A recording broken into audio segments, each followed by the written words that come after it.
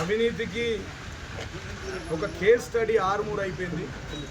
ఇక్కడ కాంగ్రెస్ ఎమ్మెల్యే కూడా లేడు, ఇన్ఛార్జ్ పైసా వసూల్ రెడ్డి ఉన్నాడు. ఆ పైసా వసూల్ రెడ్డి ఆధ్వర్యంలో అనేక మంది అధికారులు బలైపోతున్నారు. ఆయన వేధింపులకు, ఆయన అవినీతికి, ఆయన కలెక్షన్స్కు.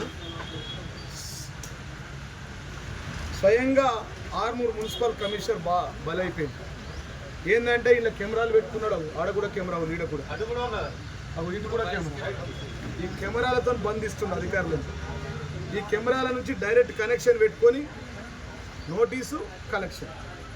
పైసా వసూల్ రెడ్డి నోటీసు ఇవ్వమన్నా కలెక్షన్. అంటే నిన్న అన్నాడు విలేకరులకు, నేను ఆడబెట్టిన కెమెరాలు, ఇది కెమెరా, ఈ వాయిస్ రికార్డ్ కెమెరాలు. దీని నుంచి ఆయన ఫోన్ కనెక్షన్కు కనెక్షన్ ఉంది. అంటే నాకు ఆడుందంటే నువ్వు ఆడబెడితే దొరలేక చూపించు. నేను చెప్పిన పేర్లు సెక్షన్లలో ఉన్నాయి, ప్రతి రూమ్ ఉన్నాయి. ఇళ్ళ నంబర్ ఇచ్చే ఆపరేటర్ అన్నాడు, పాపం ఏం పేరు మహేష్ అన్నాడు. ఆయన మీద పెట్టి AK-47 పెట్టినట్టు వీళ్ళందరి మీద. ఇక పోలీస్ స్టేషన్లో ఏం కెమెరాలు అయితే నేనేమంటున్నాను, నేను చెప్పిన ఏదైనా అవాస్తవాలు అయితే నేను RTI కింద, మేము ఇయ్యాల మొదటిసారిగా మాట్లాడలే, ఇది RTI కింద అప్లై చేసిన. నేను కాదు, మన జనతా గ్యారేజ్లో ఇచ్చిన కంప్లైంట్. మన ఇంటికి వచ్చి 10 క్వశ్చన్ల మీద అడిగింది. వాడు చెప్రాజ్గా కాదు, ఎంపీటీసీ కాదు, సర్పంచ్ కాదు, ఎంపీపీ కాదు. వాడు నేను 2 సార్లు ఎమ్మెల్యే ఉండి 10 ఏళ్ళ అధికారం నుండి చూసినాం.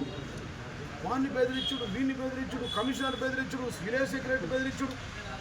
అరే లుచ్చాగా, నీ పక్కకున్న వాళ్ళందరూ నన్ను కథం చేసే వాళ్ళే నిన్ను కథం చేస్తారా? కూర్చున్నారా వాళ్ళు? ఇటు ఉండి నన్ను కథం చేసే వాళ్ళే నిన్ను కథం చేస్తారు. ఆ గ్యాంగ్ అంతా వాళ్ళంతా నేను పెంచి పోషించిన వాళ్ళే కదరా. వాళ్ళ గుండెలో జీవన్ రెడ్డి ఉంటారా? చైర్మన్ చేసిన, కౌన్సిలర్ చేసిన, DCMS వైస్ చైర్మన్ చేసిన, చేసి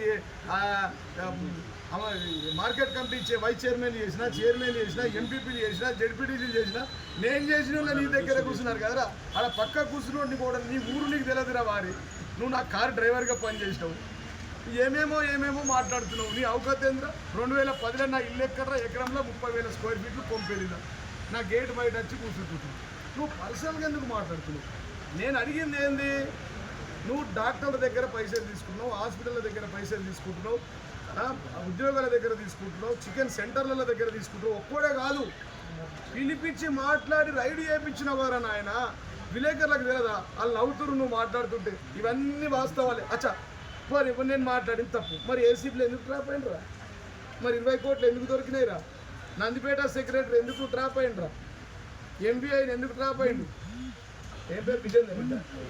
వివేకానంద రెడ్డి. ఉట్టిగానే ఆయనను పంపాలని. మరి ఇలా ఎందుకు నువ్వు పోస్టింగ్ వేపి తెచ్చుకున్నావు? మళ్ళీ ఒక ఆయన జగదీష్ గౌడ్ అని చెప్పి బట్టి విక్రమార్క దగ్గర లెటర్ తీసుకొని, ఇంకొక ఆయన దగ్గర లెటర్ తీసుకొని 30 లక్షలు తీసుకొని మళ్ళీ ఆయనకు ఇప్పుడు ఇస్తాను. జగదీష్ గౌడ్ ఆయన కొత్తగా మళ్ళీ కమిషనర్ వస్తున్నట్టు. ఏమో చూద్దాం 2 రోజులు అయినాక. ఇక ఇడిసబెట్టాం కదా మనం, పట్టినామంటే నడుస్తుంది దుకాణం.